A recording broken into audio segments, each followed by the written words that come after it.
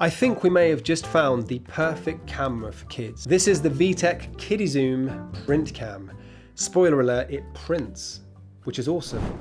This has a 2.4-inch screen on the back. It has a 5-megapixel sensor, so think of it like an old mobile phone. It uses a micro SD card on the side, and I can't actually open it because I'm not an adult, but that's a good sign that you can't just get in it and take the SD card out. But that just means that that's where all your photos are storing, so if you did want to put them on the computer, you can do that. It charges via a micro USB. I think it's a micro USB. I can't get in it. I can't get in it. Yes, micro USB on the side there. And it also has child-proof things on the side, so they can't get into those things because I can't. Now, as I've already said, this camera has an internal printer, which doesn't require any ink. And inside here, you can see that the paper for that printer is stored just there.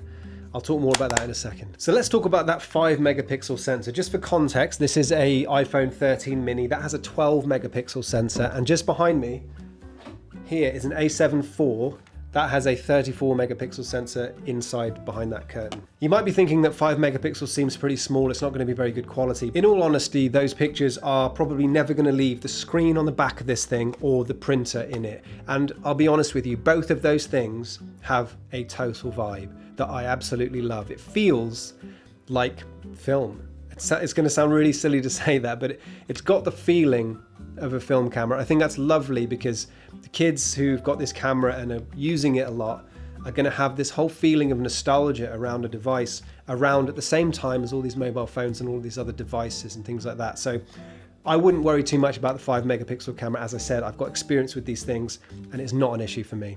Now, you might be confused that it prints, but it doesn't use ink. This is thermal paper, if I understand things correctly. So it's basically like the receipt machine in a shop. You can buy this paper and all of the things for that just off of Amazon. So this is not for this camera, this is universal. You go to Costco or wherever and they've got rolls of this stuff. That just goes in there and you close it up like that. And as long as that bit of paper is just poking through a little bit, it will print from there. So let's just, right now on camera, let's just actually print something. So I'm gonna turn it on.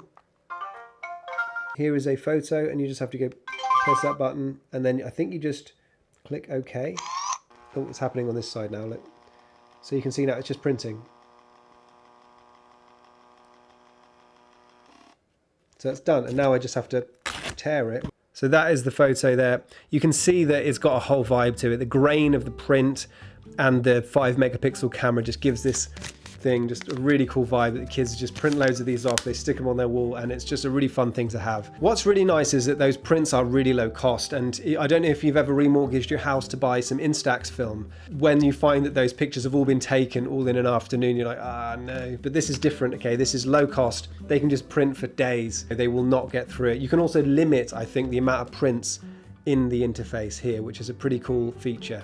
That's probably the most interesting thing about this camera, but let's just look at some of the other positives here. So it's really rugged, you could drop this, it's all rubberized and it's not gonna break. It gets beaten about all the time and it's fine. We've had this for a few months now.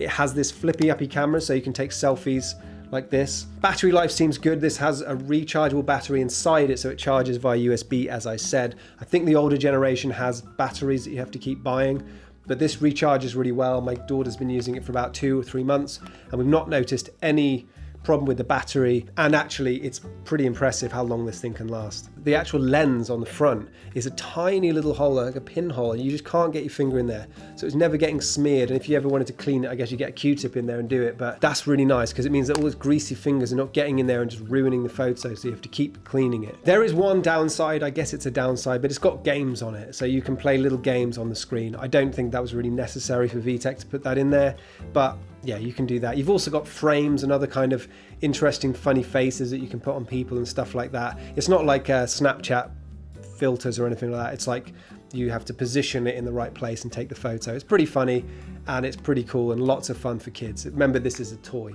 The thing that makes this camera great, in my opinion, is that it's a toy, it's theirs. It's something that they can use, they can carry around and take lots of pictures, and it gets them into the mood for understanding that you see something and you photograph it. It's very different to if you gave them an iPhone or an iPad to just take pictures at a family event or something. That doesn't feel quite the same as them walking down the street, seeing something in a shop window and going, oh, I'm going to take a picture of that, or that's a cool rock, I'm going to take a picture of that, or this is a beautiful hill, or making a video of themselves. From what I've observed as a photographer, watching my daughter play with this seems to be teaching her about seeing a moment and capturing it. And in all honesty, that is the thing that most photographers will actually neglect. So my eldest daughter, she's using my smaller Sony Alpha something or other. My middle daughter has got this one, and I'm pretty sure that at some point soon, my son will also get one of these as well. I think this is a great camera, and if you want one like this, as I said, I'll leave a link in the description. Now, if you're not one of my subscribers, you probably came here because you wanted to learn more about this camera, and I hope that you have. But if you're interested in photography on the whole, then go and check this video next, and come along on one of my photography experiences. I'll see you there.